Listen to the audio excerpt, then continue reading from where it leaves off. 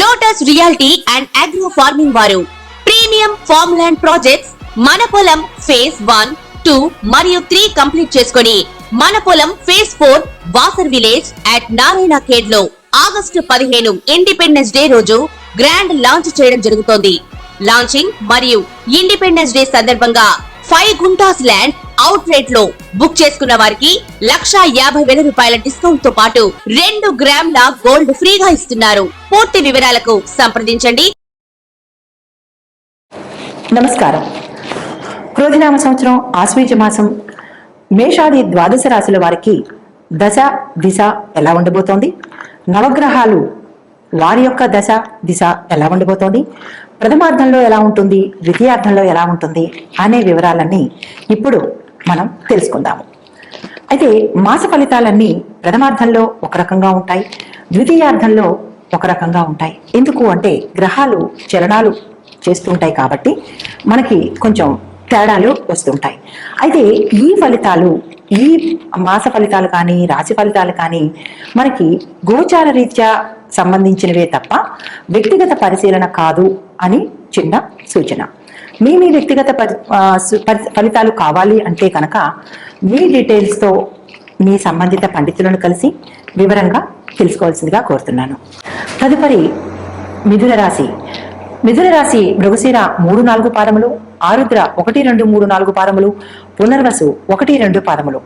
ఆశ్వీజ మాసం అక్టోబర్ 3వ తారీఖు నుండి నవంబర్ 1వ తారీఖు వరకు జన్మలో కుజ, 4వ ఇంట రవి బుధులు, 5వ ఇంట శుక్రుడు ఉండడం వలన కుటుంబంలో చిన్నిపాటి కలహాలు, ప్రయాణంలో ఆటంకములు, జ్వరములు, చిన్న జ్వరములు, తల్లితో సుఖము అంటే తల్లి తరపు బంధువర్గం వారితో సుఖ సంతోషాలు, నేత్రకు సంబంధించిన చిన్న రుగ్మతలు, జయము, సేవకుల వలన సుఖము, ఇష్ట కార్యసిద్ధి కలుగును. సంవత్సరం మొత్తం ఎలా ఉందో చూద్దాము.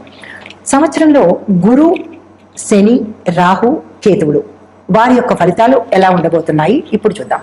గురువు యొక్క ఫలితములు తరచూ స్థానచలనములు, ప్రయాణములు, మంత్రసిద్ధి, శుభకార్యములు చేయటం వలన ధనము కొంచెం నష్టం కలుగుతుంది.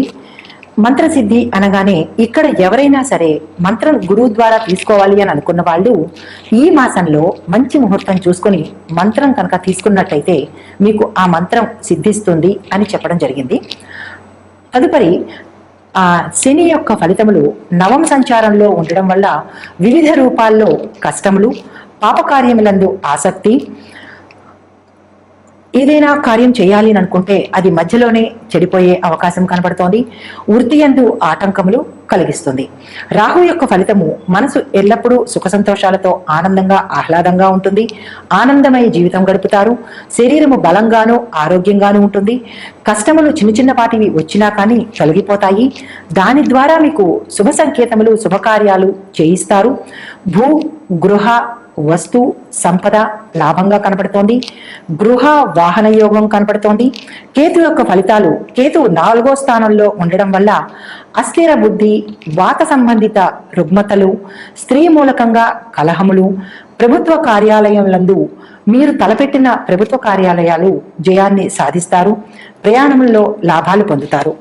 ఈ మాసంలో మిథున రాశి వారికి కుజుడు జన్మరాశిలో సంచరిస్తూ ఉండగా వైవాహిక జీవితంలో చిన్నపాటి ప్రతికూల ఫలితాన్ని చవిచూస్తారు.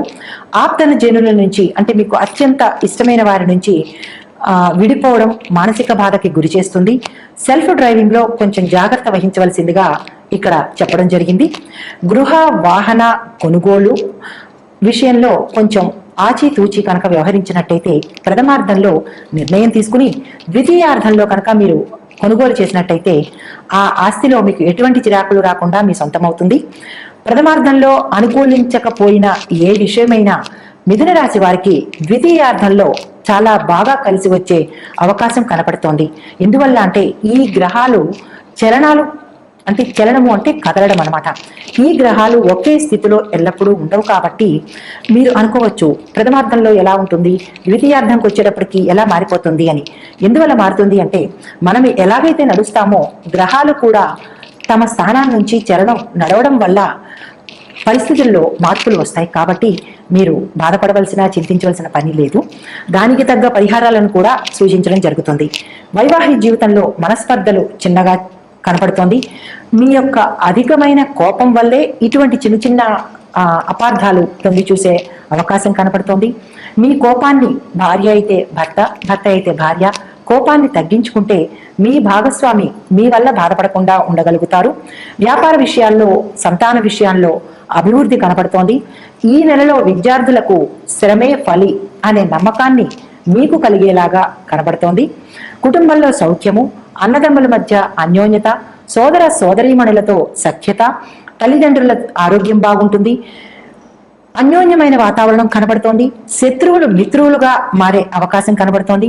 మిత్రులతో వాదనకు దిగకుండా కొద్దిపాటి సంయమనం కనుక పాటించినట్లయితే ఆ మిత్రులు మీతోనే ఎల్లప్పుడూ ఉంటారు. మీకు చిన్న చిన్న సలహాలు కూడా ఇచ్చి మీరంటే ఒక రకమైన గౌరవాన్ని ప్రదర్శించగలుగుతారు. తరువాత కోర్టు వ్యవహారాల్లో కనుక ఎవరైనా గతంలో ఉండి ఉంటే వారికి ఈ మాసంలో మంచి విజయాన్ని చవిచూస్తారు. మీ వైపు అనుకూలమైన తీర్పు వచ్చేటట్టుగా కనపడుతోంది. కొత్తగా కోర్టు వ్యవహారాల్లోకి ఎంటర్ అవ్వాలి అని అనుకున్న వాళ్ళు మాత్రము ఈ మాసాన్ని వదిలేయవలసిందిగా ప్రత్యేకించి సూచన చెప్పడం జరిగింది. తదుపరి సంతానం కోసం ఎవరైనా ప్రయత్నం చేయాలని అనుకుంటే కనుక సుబ్రహ్మణ్యేశ్వర స్వామి ఆరాధన మంగళవారం పూట చేసి, అభిషేకాలు చేసి, ఆలయాలు సందర్శించి మీ కోరికలను కనుక చెప్పుకున్నట్టయితే ఆ యొక్క ఫలితాన్ని మీరు అనుభవించగలుగుతారు. ప్రత్యేకించి రావి చెట్టుకి 27 ప్రదక్షిణాలు కానీ మీ యథాశక్తి తక్కువ కాకుండా కనుక చేసి, రావి చెట్టు మొదట్లో బెల్లంతో కూడిన నీటిని మొదట్లో పొయ్యడం కానీ, లేదా పంచదార కానీ బొంబాయి రవ్వ కానీ మీరు కనుక రావి చెట్టు మొదట్లో వేసి నల్ల చీమలకు కనుక తినేటట్టుగా చూసినట్టయితే త్వరలోనే మీకు సంతాన యోగం కలిగేటట్టుగా కనపడుతోంది. తర్వాత ఏ విషయంలోనైనా సరే, ఏ పనికి వెళ్ళాలన్నా మీరు కొంచెం ఆచితూచి అడుగులు వేస్తే మంచిది. మీ ఇంట్లో పెద్దలు ఎవరైనా ఉంటే వారి సలహా సంప్రదింపులు తీసుకోవాల్సిందిగా సూచన చెప్పడం జరిగింది. పెద్దవాళ్ళు లేరు, మాకు ఎవరు చెప్పేవాళ్ళు లేరు అంటే మీకు అత్యంత ఆప్తులైన, సన్నిహితులైన మిత్రులు ఎవరైనా ఉంటే కనుక వారి సహాయ సహకారాలు తీసుకుని ఏ కార్యాన్నైనా, అంటే మీకు అత్యంత కీలకమైన కార్యాన్ని వారి యొక్క సలహాతో కనుక చేసినట్టయితే విజయం మీ వంతు అవుతుంది. ఒడిదుడుకులు లేకుండా సాఫీగా ఉంటుందన్నమాట. అయితే సంఘంలో గౌరవ మర్యాదలకి మీకు ఎటువంటి లోటు రాదు. మీరు చేస్తున్న ఉద్యోగంలో ఉన్న స్థానం నుంచి ఉన్నతమైన స్థానానికి వెళ్లే సూచన కనబడుతోంది. సహోద్యోగులతో మంచిగా మెలిగితే కనుక వారు మీ ఉన్నత స్థానానికి కొంచెం మాట సహాయం అందించేటట్టుగా కనబడుతోంది. మీ పై అధికారుల మన్ననలను పొందే అవకాశం కనబడుతోంది. మిథున రాశి వారికి ఈ మాసంలో ప్రథమార్థంలో కన్నా ద్వితీయార్థంలోనే అన్ని రకాలుగా మంచి కనపడుతోంది. ఏది అనుకుంటే అది సక్సెస్ అయ్యేటట్టుగా ద్వితీయార్థంలో కనబడుతోంది. కాబట్టి మీరు ప్రథమార్థంలో ఆలోచించండి, ద్వితీయార్థంలో ఆచరణలో పెట్టండి. తర్వాత విందు వినోదాల్లో, కిటీ పార్టీల్లోనూ, విహారయాత్రల్లోనూ మీరు పాల్గొంటారు. తర్వాత ఏదైనా వాగ్వాదాలకి కానీ పెద్దరికం వహించి కానీ మీరు అటువైపుకు వెళ్లకుండా ఉండవలసిందిగా సూచన చెప్పడం జరిగింది. ఎందుకంటే లేనిపోయి వచ్చే అవకాశం కనపడుతోంది. తర్వాత మతపరమైన విషయాల్లో మీరు జోక్యం కలగ చేసుకున్నా ఎంతవరకు ఉండాలో అంతవరకే చూసుకోండి. భుజాన్న లేని పెత్తనాన్ని భుజాన వేసుకుంటే తద్వారా మీరే మనస్పర్ధలకి లోనవడము, అపాయాలకి లోనవ్వడం జరిగేటట్టుగా కనపడుతోంది. కాబట్టి సాధ్యమైనంత వరకు కప్పదాటు వ్యవహారంగా వ్యవహరించండి. మీ జోక్యం కంపల్సరీ, అంటే తప్పదు అని అనుకుంటేనే మీరు జోక్యం చేసుకోండి. లేదు అంటే కనుక మీరు స్తబ్దుగా ఊరుకోవడమే మంచిదిగా చెప్పడం జరిగింది. బయటకు వెళ్ళేటప్పుడు, అంటే వాహన ప్రమాదం కనపడుతోంది కాబట్టి మీరు బయటకు వెళ్ళేటప్పుడు భగవంతుడు మీ ఇష్టదైవాన్ని తలుచుకుని మీరు బండి ఎక్కడం మంచిది. లేదు దూర ప్రయాణాలు చేయవలసి రావచ్చినప్పుడు సెల్ఫ్ డ్రైవింగ్ మానేసి మీ ఇంట్లో వాళ్ళతో కానీ స్నేహితులతో కానీ వారి ద్వారా మీరు కూర్చుని వెళ్ళేటట్టుగా అయితే మంచిదిగా చెప్పడం జరిగింది. తదుపరి ఆయా రంగాల్లో ఎవరెవరికి ఎలా ఉంది చూద్దాం. ముందుగా వ్యవసాయదారులకి ఎలా ఉంది చూద్దాం. ఆదాయానికి మించిన ఖర్చులు, కౌలుదారులకు ఇబ్బందులు, రెండో పంటకు ఇబ్బందులు వచ్చే అవకాశం కనపడుతోంది. అంటే మొదటి పంట మీ చేతికి చక్కగా వచ్చేస్తుంది, రెండో పంటకి మాత్రం కొంచెం ఇబ్బంది పడే సూచన కనబడుతోంది. పూర్వం ఏదైనా అప్పులు చేసి ఉంటే కనుక ఈ మాసంలో మీరు ఆ అప్పులు తీర్చేస్తారు. కానీ ప్రత్యేకించి సూచన ఏంటంటే వ్యవసాయదారులు కొత్త అప్పుకి ఈ మాసంలో ప్రథమార్థంలో ప్రయత్నం చేయవద్దు అని చెప్పడం జరిగింది. ద్వితీయార్థంలో మీరు ప్రయత్నం చేసుకోండి. ప్రథమార్థము ద్వితీయార్థము అంటే మాకు ఎలా తెలుస్తుంది అని మీరు అనుకోవచ్చు. నేను మొదట్లోనే చెప్పాను, అక్టోబర్ 3వ తారీఖు నుంచి నవంబరు 1వ తారీఖు వరకు ఈ మాసం అంతా ఉంది కాబట్టి మీరు రోజులు లెక్క వేసుకోండి. 3వ తారీఖు నుంచి 15 రోజులు, అర్ధము అంటే 15 రోజులు, ద్వితీయార్థం అంటే మిగిలిన 15 రోజులు. కాబట్టి మీరు ఆ రోజులు తేదీలు లెక్కలు వేసుకుని ఆ ప్రకారంగా నడుచుకోవాల్సిందిగా సూచన.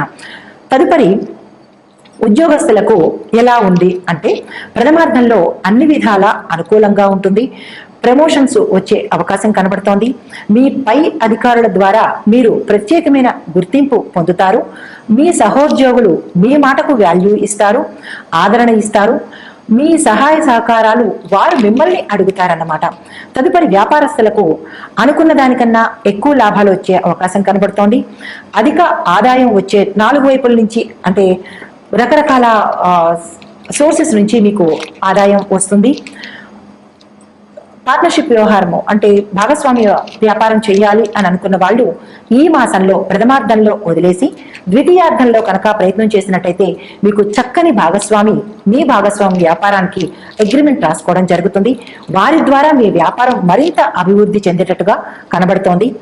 Wholesale, retail, real estate, marketing వీరికి వ్యాపారస్తులకు కానీ ఉద్యోగస్తులకు కానీ మంచి లాభాలు వచ్చేటట్టుగా కనబడుతోంది. మీరు టార్గెట్స్ ఏవైతే పెట్టుకున్నారో వాటి కన్నా మీకు ఎక్కువ ఆదాయం వచ్చేటట్టు కనబడుతోంది. మీరు ధైర్యంగా తదుపరి మాసానికి టార్గెట్స్ ని నిర్ణయించుకోవచ్చు. తర్వాత ఏదైనా పెట్టుబడి పెట్టాలి అని అనుకుంటే షేర్స్ లో కానీ లేదా చిట్ ఫండ్స్ లో కానీ పెట్టుబడి పెట్టాలని అనుకున్న వాళ్ళు ఈ మాసంలో నిరభ్యంతరంగా పెట్టుబడి పెట్టుకోవచ్చు. లేదా మీ వ్యాపారాల్లో పెట్టుబడి పెట్టుకుంటాము, ఇంకా కొంచెం ఎక్కువ ఆదాయం పొందొచ్చు అని అనుకుంటే ధైర్యంగా మీరు పెట్టుబడి పెట్టుకోవచ్చు. తదుపరి రాజకీయ రంగంలో ఉన్న వారికి ప్రత్యర్థులపై ఆధిపత్యాన్ని సంపాదిస్తారు. ప్రజా సమస్యలను పరిష్కరించి వారి యొక్క అభిమానాన్ని చూరగొంటారు. మీ అధిష్టాన వర్గంలో మీకు గౌరవ ప్రతిష్టలు లభిస్తాయి. కొత్తగా రాజకీయ రంగంలోకి రావాలనుకున్న వాళ్ళు ఈ మాసం అంతా మీకు అనుకూలంగా ఉంది కాబట్టి మీరు మంచి రోజు చూసుకుని మీ పేరుకు తగినట్టు తారాబలం చంద్రబలం చూసుకుని ఆ తిదివారి నక్షత్రాల్లో కనుక మీరు రాజకీయ రంగంలో కనుక అడుగు పెడితే విజయం మీ సొంతమవుతుంది. ఓట్లు కుప్పతెప్పలుగా వచ్చి పడతాయి. ఇదివరకే గతంలోనే రాజకీయ రంగంలో ఉన్న వారికి కొత్త పదవుల్లో పోటీ చేయాలనుకుంటే ఈ మాసం అంతా మీకు అనుకూలంగానే ఉంది. ఏదైనా మంచి రోజు చూసుకుని మీరు ఆ పనిని చేసుకోవచ్చు. మీ గౌరవ ప్రతిష్టలు ఇంకా మరింత పెరుగుతాయి. తదుపరి విద్యార్థులకు జ్ఞాపక శక్తి కొంచెంగా మందగించే సూచన కనబడుతోంది. ఇతర వ్యాపకాలపై దృష్టి తగ్గించి చదువు మీదనే దృష్టి పెడితే కనుక మీరు ర్యాంకులు సాధించగలుగుతారు. మీకు ఈ మాసంలో ప్రథమార్థంలోనూ ఏదైనా విదేశ విద్య చేయాలి అని అనుకున్నా, విదేశాలకు వెళ్ళి చదవాలని అనుకున్నా ప్రథమార్థంలో అప్లై చేసుకుని ద్వితీయార్థంలో కనుక దానికి తగ్గ ప్రయత్నాలు చేస్తే కనుక మీరు సక్సెస్ సాధిస్తారు. అక్కడి నుంచి మీకు శుభ ఫలితాలు, శుభ సూచనలు కనబడుతున్నాయి. దీనికి తగ్గట్టుగా చిన్న సూచన ఏంటంటే విద్యార్థులకు మాత్రమే గణపతి ప్రార్థన, గణపతి పూజ, గణపతి నివేదన చేయాలి. సరస్వతీదేవి విద్యార్థులకు కావలసిన 2 దైవాలు సరస్వతి, గణపతి. వీరిని కనుక మీరు అర్చించినట్లయితే పెద్దగా చేయవలసిన పని లేదు. గణపతి అష్టోత్తరాలు వినడం కానీ చదవడం కానీ, సరస్వతి అమ్మవారి అష్టోత్తరం వినడం కానీ చదవడం కానీ చేసినట్టయితే చాలా మంచి ఫలితాలు మీ సొంతమవుతాయి. తదుపరి హోమం చేయించుకునే స్తోమత కలిగిన వారు గణపతి హోమము, సరస్వతి హోమం కనుక చేయించుకున్నట్టయితే అంటే సంకోచించకుండా ఆ ఆర్థిక స్తోమత ఉన్నవారు కనుక చేయించుకున్నట్టయితే విదేశ విద్యలో మీకు మంచి ఫలితాలు కనపడతాయి. చేయించుకోలేని వారు మాత్రం వారి పారాయణ కనుక చేస్తే సక్సెస్ సాధిస్తారు. తదుపరి మీకు ఏదైనా కొత్త కోర్సులో చేరాలి అని అనుకున్న వాళ్ళు ఉంటారు. మీరు చదివే కాకుండా కొత్త కోర్సులో చేరాలనుకున్న వాళ్ళకి ప్రథమార్థంలోనూ ద్వితీయార్థంలోనూ కూడా సక్సెస్ సాధించే అవకాశం కనబడుతోంది. మీరు దానికి ఏదైతే కోరుకుంటున్నారో ఆ రంగంలో మిమ్మల్ని వారు తీసుకునే అవకాశం కనబడుతోంది. తర్వాత గణపతి ఆరాధన చేయాలి. గణపతి అష్టోత్తరాలు, శతనామాలు కానీ వినడం చేసినట్టయితే మీకు విదేశీయానానికి చక్కని రాజబాట కనబడుతోంది. తదుపరి ఈ మాసం మొత్తం ఈ రాశి వారికి అత్యంత అనుకూలంగా ఉంది. చిన్నపాటి ఆటంకాలు ఉన్నా, విఘ్నాలు కలిగినా అవి చిన్న సూచనలతో, నక్షత్రాల వారీగా నేను చెప్పే సూచనలతో మీరు కనుక చేసినట్లయితే, పాటించినట్లయితే అవి కూడా అధిగమించవచ్చు. ఇప్పుడు నక్షత్రాల వారీగా సూచన చెప్పడం జరుగుతుంది. మృగశిర నక్షత్రం వారు సుబ్రహ్మణ్యాష్టకం పాటించాలి, మంగళవార నియమాలు పాటించాలి, మాంసాహారాన్ని నిషేధించాలి, సుబ్రహ్మణ్యేశ్వర స్వామిని ఎర్రని పూలతో అర్చించాలి, అభిషేకాలు చేయించుకోవాలి. సంతానం కావలసిన వారు సుబ్రహ్మణ్యేశ్వర స్వామిని దర్శించుకున్నట్టయితే మంచి ఫలితాలు సత్వరమే పొందగలుగుతారు. తదుపరి ఆరుద్ర నక్షత్రం వాళ్ళు అభిషేకాలు చేయించుకోవాలి సుబ్రహ్మణ్యేశ్వర స్వామికి. మాస శివరాత్రి యందు ప్రతి నెలలోనూ 2 సార్లు మనకి మాస శివరాత్రి వస్తుంది కాబట్టి మాస శివరాత్రి నాడు ప్రదోష సమయం అంటే సాయంత్రం కాలం శివార్చన, శివారాధన, శివాభిషేకము ఈ 3 చేయగలిగితే చేసుకోవడం ఉత్తమం. ఇది కుదరదు, మేము చేసుకోలేము అని అనుకున్న వాళ్ళు శివాలయానికి వెళ్ళి సందర్శించుకుని వారి సంకల్పాన్ని చెప్పుకున్నట్టయితే అది కూడా తత్సమానమైన ఫలితాన్ని అందజేస్తుంది. అది కూడా మేము చేయలేమని అనుకున్న వాళ్ళు ఓం నమ శివాయ అనే మంత్రాన్ని 108 సార్లు ప్రదోష కాలంలో శివుడి ముందు కూర్చుని, అంటే మీ ఇంట్లో శివుడి విగ్రహం, శివలింగం ఉంటే అక్కడైనా, లేదు శివాలయానికి వెళ్ళైనా శివుడి ముందు కూర్చుని కనుక 108 సార్లు ఓం నమ శివాయ పంచాక్షరి మంత్రాన్ని కనుక పఠించినట్లయితే తత్సమాన ఫలితాన్ని మీరు పొందగలుగుతారు. తదుపరి నక్షత్రం పునర్వసు నక్షత్రం. ఈ నక్షత్రం వాళ్ళు గురువార నియమాలు పాటించి గురువారం నాడు దేవాలయంలో శనగలు కానీ, గుగ్గిళ్ళు కానీ కేజీంపావు నానపెట్టి దానంగా ఇచ్చినా, లేదా అక్కడ బీదవాళ్ళకి పంచిపెట్టినా, ఏవైతే ఉన్నాయో గురుదోషాలు అంటే గురువును నిందించినా, గురుదేవుళ్లను నిందించినా, మన పెద్దలు మనకి విద్య నేర్పించిన గురువులను నిందించినా మనం ఏదో ఆకతాయిగా అనుకుంటాము, కానీ గురు నింద కూడా అది మనకి తర్వాత చూపిస్తుంది అనమాట. సో ఇవన్నీ మీరు దాటాలి అని అంటే గురువార నియమాలు పాటించి గురు ఆలయాలను సందర్శించినట్లయితే వాటి నుంచి విముక్తి పొందే అవకాశం కనబడుతోంది. మీరు అనుకున్న ఫలితాలు కన్నా ఎక్కువ ఫలితాలు వచ్చే అవకాశం కనబడుతోంది. కాబట్టి ఈ సూచనలు కనుక మీరు పాటించినట్లయితే మీ ఒడిదుడుకులు కానీ, కష్టాలు కానీ, ఆటంకాలు కానీ తీరిపోయి మనశ్శాంతిని, మీరు అనుకున్న కార్యాన్ని సాధించగలుగుతారు. నమస్తే.